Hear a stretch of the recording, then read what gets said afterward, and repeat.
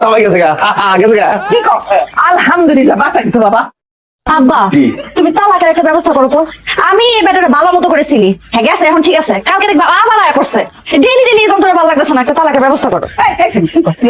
এগুলো কি করছি? কি বলবা নাকি সেরি? কথায় কথায় তালাকের কথা কর, দিবসের কথা কর।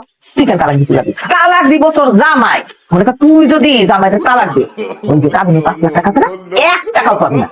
জামাই যদি তোর তালাক নেই না, পুরো টাকাটাই তুই পাবি। কিন্তু আম্মা, এই ডেইলি ডেইলি এই যন্ত্রণা তো আর ভালো লাগতেছে না। যে বেটা লোকে সংসারই করুম না, এর মুখ দেখলে তোমার মেজাজটা গরম হইতেছে প্রত্যেকটা দিন। আরে বোকা, তোর তো যন্ত্রণা ভোগ করার কোনো কারণ নাই। তোর বাইরে বরিশাল থেকে আয় করছে, তোর পুয়াতো বাড়ি তোর দাবড়ায় দিছে। যতদিন তোর বাইরে আছে ততদিন ওই হারার মতো এই বাড়ির 30 বানাইতে পারবো না। আর এইভাবে না আইতে আইতে সে বিরক্ত হয়ে এক সময় তোরে তালাক দিয়ে দিব, ঝামেলা শেষ। আর শোনো, ওই যে তালাক দেওয়ার সময় আপনি টাকা কিন্তু নিয়ে আনিবা। আমার তুমি চিন্তা করিস না, একটা লাইসেন্স দেয় টাকা। আচ্ছা যা, ভালো ভালো।